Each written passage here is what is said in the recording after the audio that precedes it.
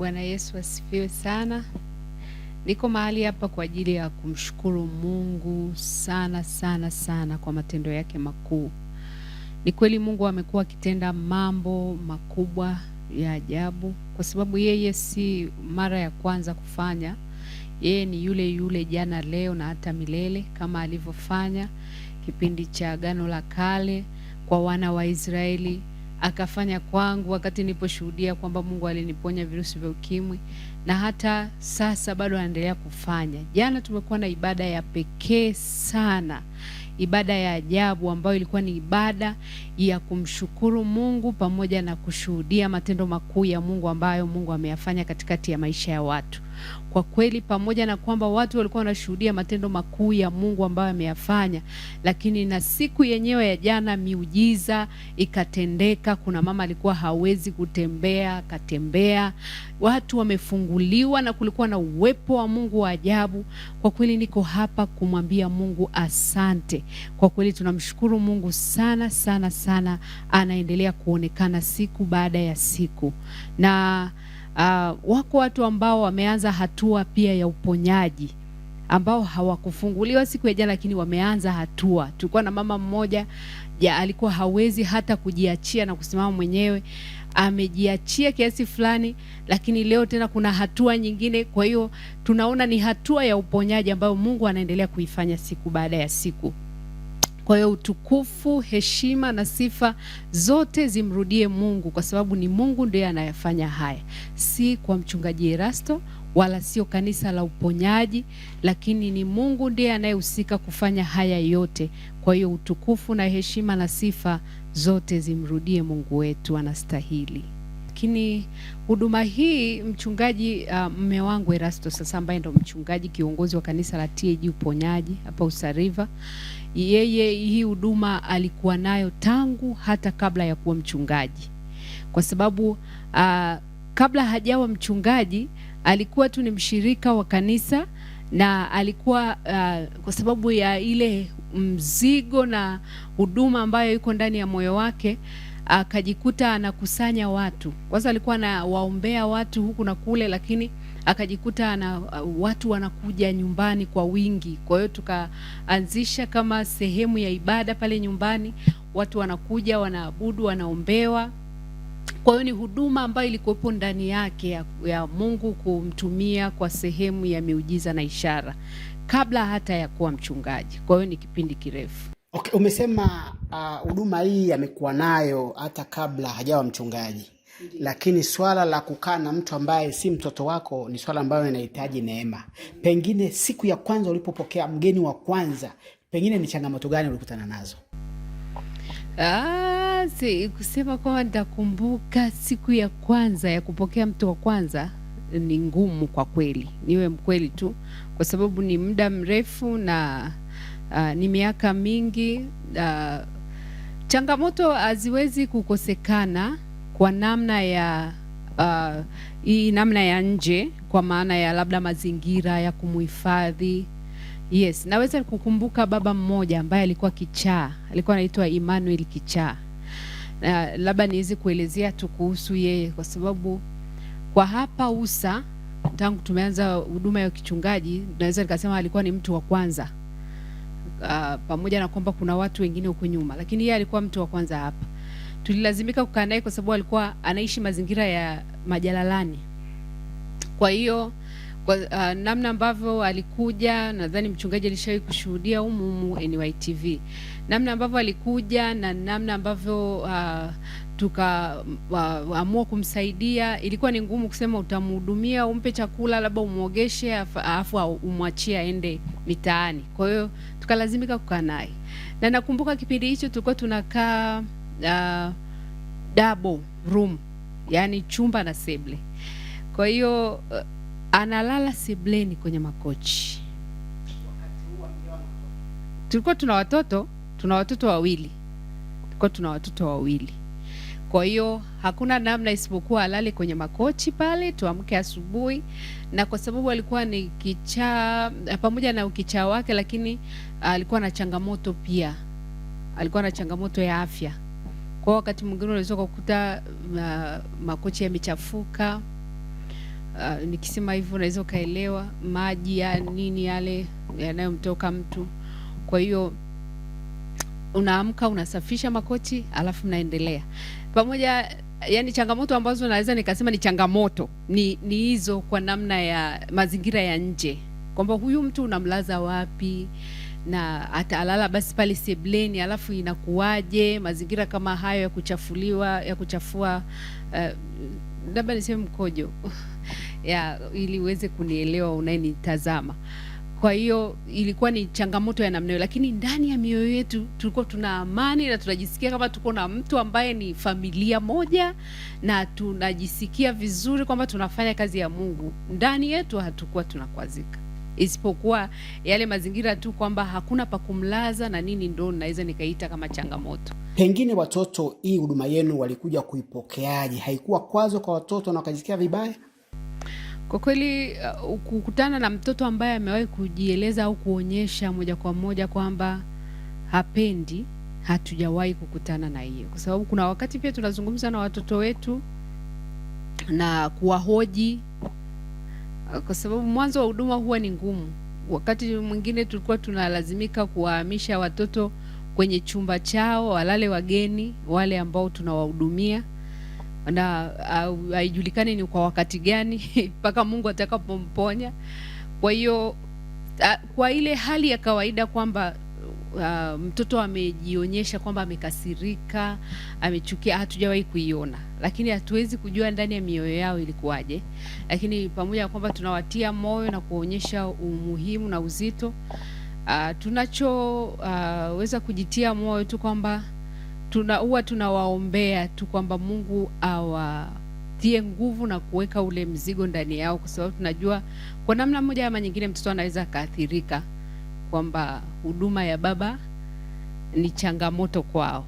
Kwetu sisi tunaona tu ni sawa, hata kama kuna changamoto mbalimbali zinazotokea, lakini tunaendelea kujifunza hata sisi kwamba tunatakiwa kuwasaidia watu wenye shida, na kwetu sisi tumechukulia tu ni kawaida na tumeendelea kumsaidia katika hiyo huduma, hata sisi tunaelewa. Mimi kama mtoto wa mchungaji nimejifunza kupitia huduma ya baba yangu kuwasaidia watu mbalimbali wanaopitia changamoto. Nimejifunza kuwasaidia na kuweka ushirikiano nao. Huduma ya baba nimeikuta kwanzia, tuseme tu nilivyozaliwa, kwa sababu wanasema walivyoanzisha kanisa kaanza kusaidia kichaa. Kwa hiyo na mimi nilivyozaliwa nikaendelea kuikuta hiyo huduma wakiendelea kuifanya. Miongoni mwa watu ambao wamekuwa wakifika nyumbani mwenu na mchungaji pamoja na nyinyi kwa ujumla mnawasaidia, ni yupi ambaye pengine aliletwa katika hali ambayo ni ngumu sana, mkasema baba wanasaidia watu, lakini huyu imekuwa ni zaidi? Wako, kwa mfano kuna mmoja Renata, kwa kweli ile siku alivyoletwa hapa nyumbani tuliogopa, kwa sababu ilikuwa ni vurugu mpaka tukaambiwa twende wote chumbani tujifungie, maana alikuwa anatoka hivyo usiku, nasikia anafungua mlango. Kwa hiyo tungekuwa hatujafunga mlango, angeshangaa tu angeingia. Sasa ni kwamba alivyokuja ukimwongelesha mara akwambie mimi ni nyoka eti, mara anaongea vitu vya ajabu ambavyo vinatisha wewe mwenyewe unaona. Kwa mimi nilichojifunza ni kwamba kila mtu aliyeletwa duniani ana kusudi la kuja duniani, kwa sababu hata kama unapitia katika changamoto yoyote ngumu ambayo unaiona, lakini tunamwamini kwamba Mungu anaweza kuitatua hiyo changamoto, na anaitatua kwa sababu ana kusudi la wewe kuwepo duniani na kutimiza kusudi lake alilokuleta hapa duniani. Mshikamano wa baba na mama umekufundisha nini? Nimejifunza mshikamano wao umenikuza kifikra kwamba tusiogope, maana ukiwa na yaani ukiwa na mtu ambaye anaelewa kile unachokifanya, utaendelea kukuza kile ambacho kiko ndani yako, kwa sababu wasingekuwa na ushirikiano, hii huduma isingeenda. Kwa hiyo yaani wanapoelewana, wanapofanya kwa pamoja, hii huduma inazidi kukua. Wewe ni dada na unao wadogo zako, pengine hujawahi kusikia neno lolote kutoka kwa kwamba pengine watu wanaokuja katika familia yetu tunakosa mahitaji, pengine tulali sehemu nzuri kwa sababu ya hao ambao wanahudumia? Kuna jambo lolote ile ambalo ukisikia kwa dogo zako wakilalamika? Hapana, sijawahi kusikia. Yaani mtu yeyote akija hapa nyumbani tunajua kwamba hii ni huduma ya baba. Yaani hata kama hizo changamoto zipo, lakini hatuna shida, maana sisi wenyewe tunaelewa kile ambacho Mungu ameweka ndani yake. Mungu alituunganisha sisi watu wawili kwa kusudi la kuifanya hii kazi, kwa sababu mzigo ambao umeongwa nao na mimi, yani automatic upo, yani sio kitu cha kushauriwa kwamba mchungaji, hebu fanya huduma pamoja na mume wako, labda mtie nguvu mume wako, mtie moyo. Yani mimi najisikia free. Wakati mwingine anaweza katokea mtu ana changamoto mahali, mimi ndio nikuta na ninamshauri mume wangu kwamba mwambie aje nyumbani, tukae naye siku 2-3, labda atakaa vizuri. Na kweli mume wangu anajisikia kutiwa nguvu, anafanya hivyo. Unakuta tunaweza tukakaa na yule mtu, baada ya muda Mungu akamfungua akawa huru. Lakini changamoto ambazo zinaweza zikatokea ndo kama hizo ambazo nimeshasema mwanzo, kwamba wakati mwingine unakuta una mahali pa kumweka, pa kumlaza, una mahali pa, yani yale mahitaji ya kibinadamu ya kawaida kuna wakati yanakosekana, yana misi, labda yanaweza akapatikana, kwa mfano kama chakula, lakini kisiwe kile chakula kama wanavyokula watu wengine vizuri, labda leo amekula wali, leo kesho kala pilau, kesho kutwa ugali.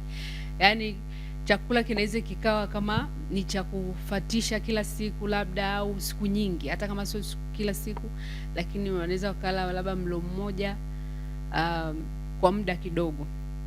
Kwa wakati mwingine naweza nikasema changamoto ni mahali pa kuwaweka na mahali pa na chakula. Lakini kwa kweli naweza nikasema Mungu asante, kwa sababu Mungu ametutetea sana na kutusaidia kuliko ambavyo tunafikiri.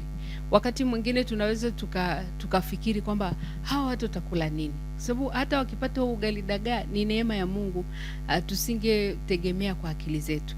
Kwa tunamwona Mungu, na niseme ukweli, hatujai kupungukiwa wala kulala njaa. Hilo tu, hata kama tutakula leo ugali dagaa, kesho ugali dagaa, lakini hatujawahi kupungukiwa. Ni sana. Ongereni bibi, maana sasa hivi nasikia unaitwa bibi. Umempokea binti mwingine na tayari huyo binti au kujua kama ni mjamzito, alikuwa na changamoto, lakini ukampokea na hatimaye ukasikia ni mjamzito, ukamhudumia na sasa amejifungua.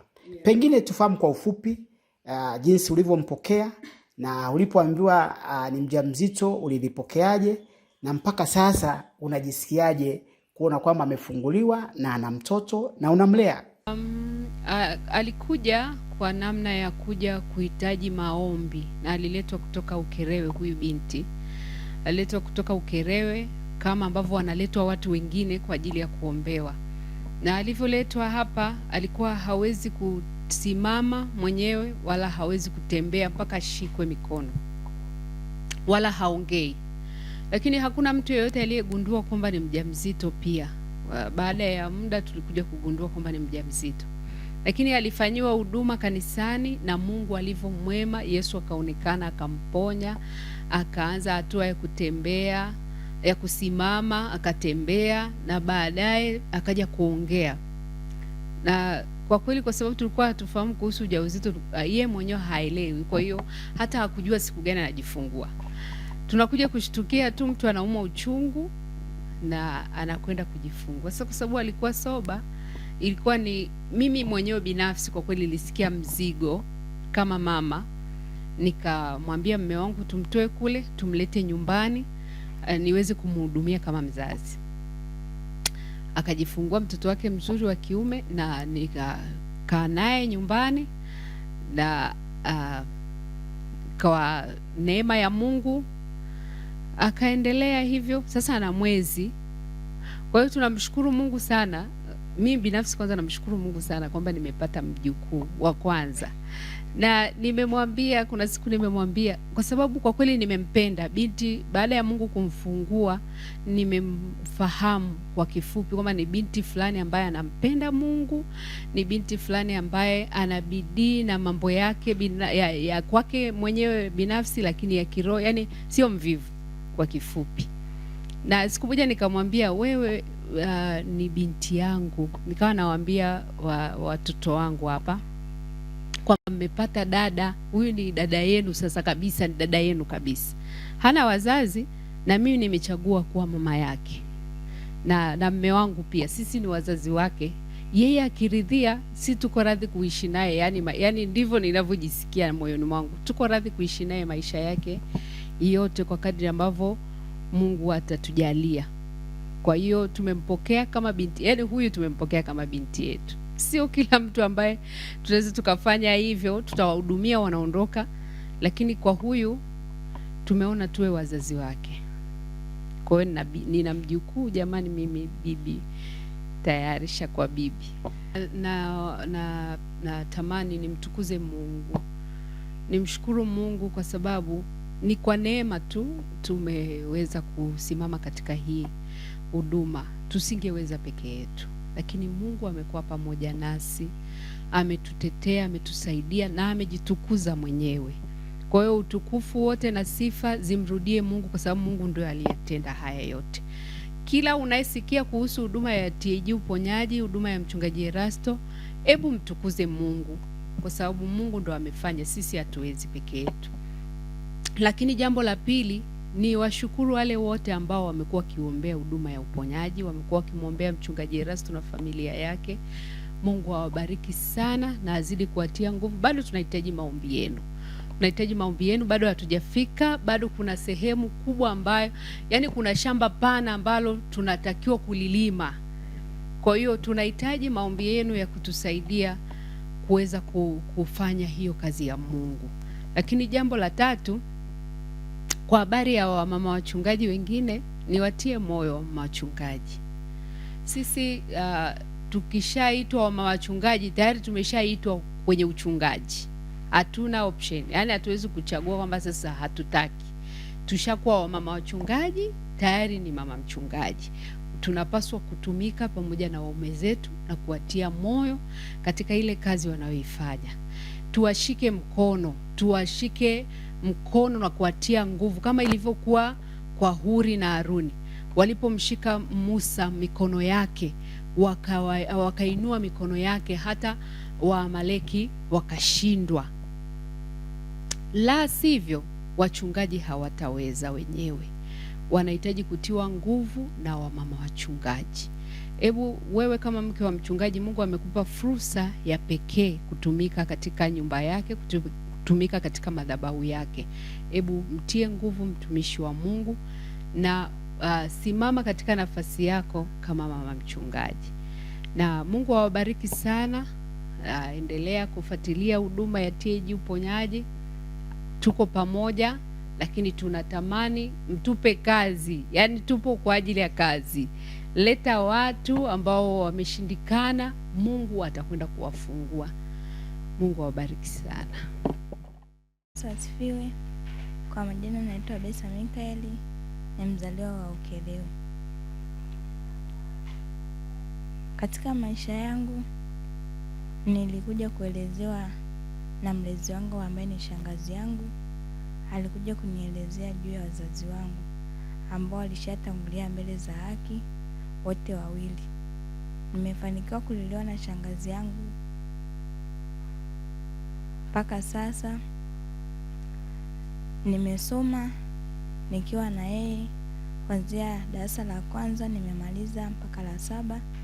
Nimeanza kidato cha kwanza mpaka cha 4 nimemaliza, nikaenda kusoma chuo Iringa. Nilivyokuwa nikisoma chuo nilipitia changamoto mbalimbali ambazo ndo kilikuwa chanzo cha kuugua. Nilivyopitia hizo changamoto nikiwa huko chuoni, niliombewa ruhusa na shangazi yangu ya kurudi nyumbani. Nikaruhusiwa na mwalimu wangu.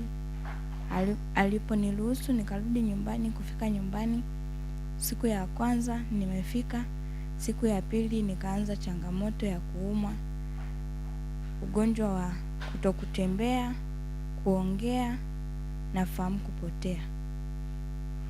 Nilipopitia hiyo changamoto nikiwa kwa shangazi yangu, nilipitia pia changamoto mbalimbali ambazo nimesimuliwa. Kupitia hizo changamoto, nikiwa mgonjwa nimepelekwa kwa waganga wengi sana ambao walikuwa wakija kunitibu na wengine nikipelekwa kwao, lakini ilishindikana.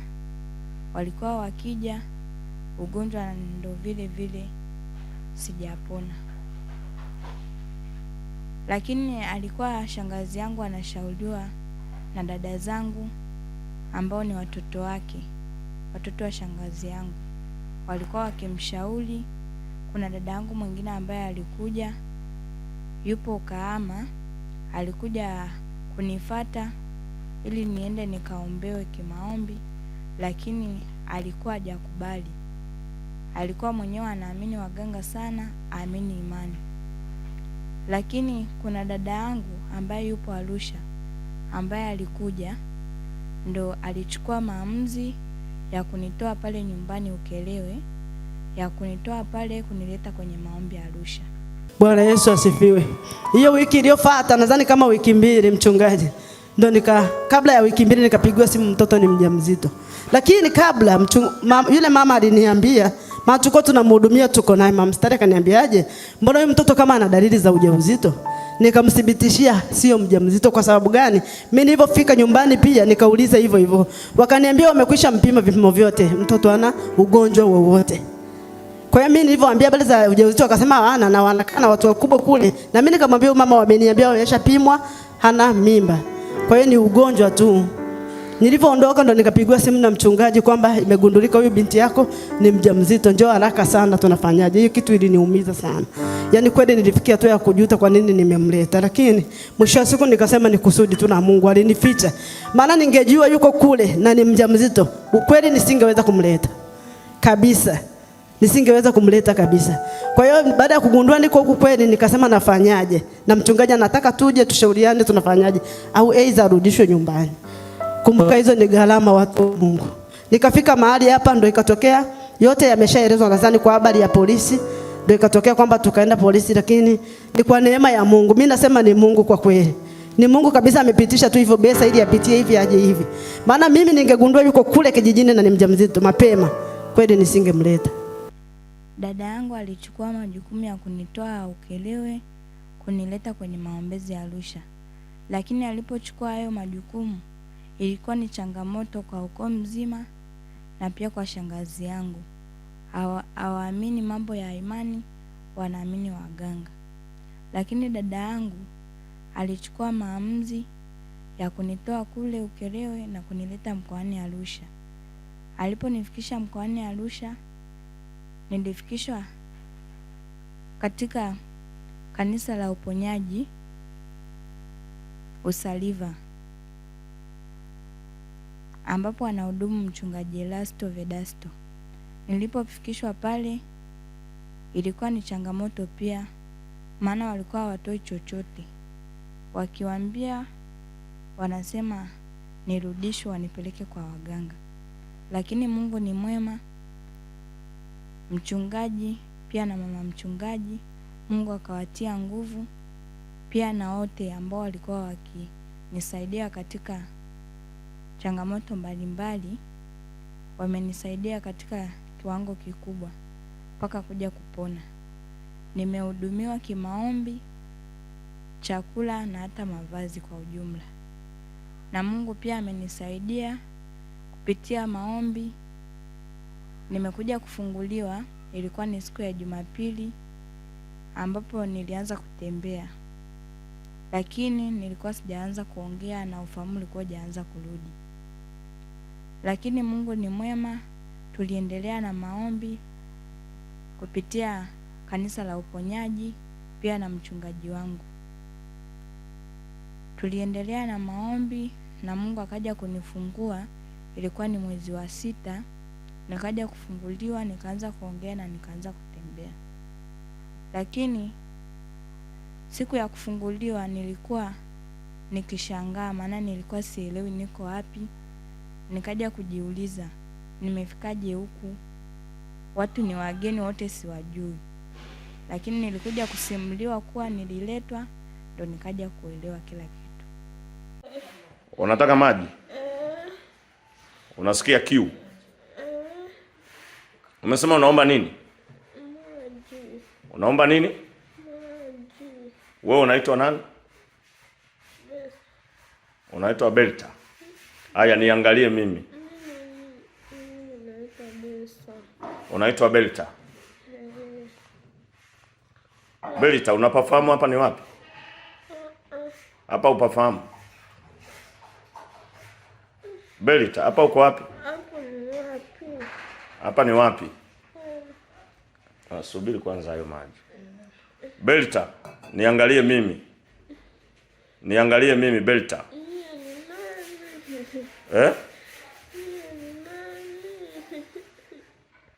Wewe utufahamu?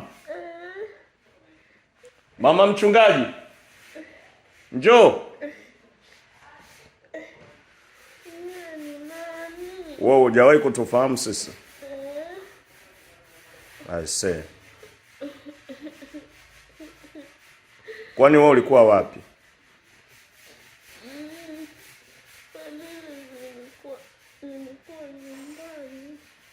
Aha, nyumbani kwenu ni wapi? Mama Gidi.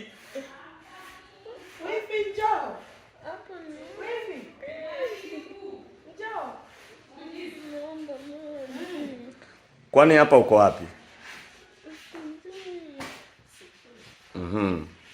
Haujui? Nyumbani kwenu ni wapi? Nyumbani kwenu ni wapi? Ni Mwanza. Mwanza sehemu gani? Ukerewe. Na ujui hapa ulikuja lini? I say. Pole sana.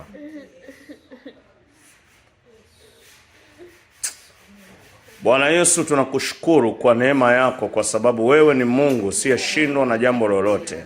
Tunalibariki jina lako na tunakupa sifa na utukufu. Asante kwa sababu ya kumponya huyu binti. Asante kwa sababu umemrudishia sauti. Asante kwa sababu umerudisha uzuri wake. Bwana, tunakurudishia sifa na utukufu na heshima. Jina lako libarikiwe, lipewe sifa na utukufu katika jina la Yesu. Sasa funga macho yako alafu tutakwambia. Funga macho yako nikuombee. Hebu sema Bwana Yesu ukiwa umefunga macho yako. Tamka tu kwa sauti tu, usiogope. Sema Bwana Yesu, nakuja mbele zako. Kuanzia leo nimetubu. Nisamee na uniponye kwa jina la Yesu. Mungu ni mwema, nimefunguliwa, nimeongea, nimetembea. Hadi sasa naendelea vizuri. Namshukuru Mungu, pia namshukuru baba mchungaji na mama mchungaji kwa yote walioyatenda, na Mungu amenisaidia. Ndio, katika familia hii nimekutana na watoto wa mama mchungaji na baba mchungaji, lakini wamenionyesha upendo kama wadogo zangu. Wamenipa ushirikiano mkubwa sana, na namshukuru Mungu tunaendelea nao vizuri. Wananiheshimu kama dada yao.